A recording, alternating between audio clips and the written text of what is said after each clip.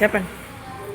స్నేహభావం charitable trust నా చిన్ననాటి స్నేహితుడు ఇంకా కోటేశ్వరరావు గత 5 రోజుల నుంచి నాకు ఒక పేమెంట్ ఇస్తానని ఒక 5,000 రూపాయలు నాకు చెప్పడం జరిగింది. అయితే నేను ఉగాది రోజు ఇవ్వమని చెప్పాను.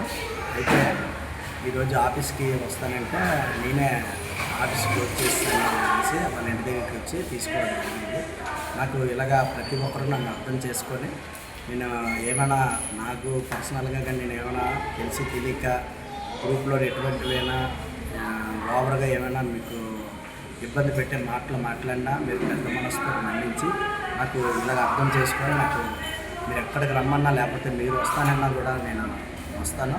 మీ ప్రతి రూపాయి కూడా ప్రతి మంచి కార్యక్రమానికి ఉపయోగిస్తాను. ఈరోజు మన స్నేహభావం ట్రస్ట్ 55 మంది మన పనాలు తేడా లేదు. అందులో బంధువులు లేరు, మన ఏరియా వాళ్ళు లేరు, అందరూ కూడా బాగా దానికి అర్హులే తీసుకోవడానికి.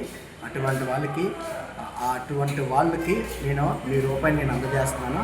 వాళ్ళ దేవుళ్ళు తప్పకుండా మీకు ఉంటాయి. మామూలు వాళ్ళకి ఇస్తే వాళ్ళకి అభివృద్ధి తెలియదు, కానీ నేను పూర్తిగా వెరిఫై చేసే నేను చేస్తున్నాను. ఇందులోనే మీకు కూడా ఏమైనా మీరు ఇచ్చే వారిలో ఏమైనా మీకు వాళ్ళు అనర్హులు అనుకుంటే మీరు నా పర్సనల్ నెంబర్కి పెట్టండి.